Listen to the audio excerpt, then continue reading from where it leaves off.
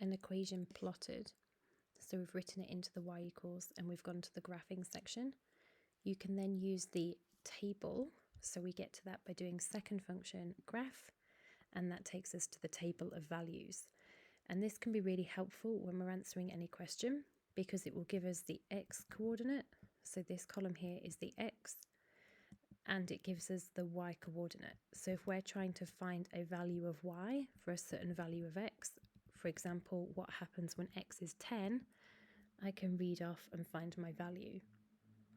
Sometimes you might want to find a certain value that is much bigger and you don't want to have to scroll for a long time, or you might be looking for a half value. For example, you might want to know what happens when x is 1.5. So you can change all of that in the table settings. So we go to second function and then we go to window, and this does the table settings that we can see written above. So here we can change where we start the table. So for example, you could start it at 1000. And this time, if we go back to the graph and then back to the table, you can see that we're already on 1000.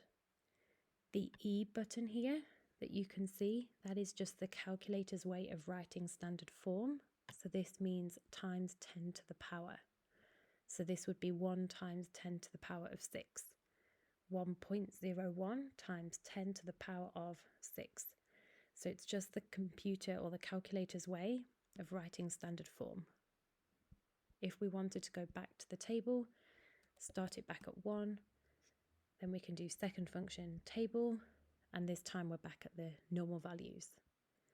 Again, if we go into the settings of the table, we can also change how much the table jumps by.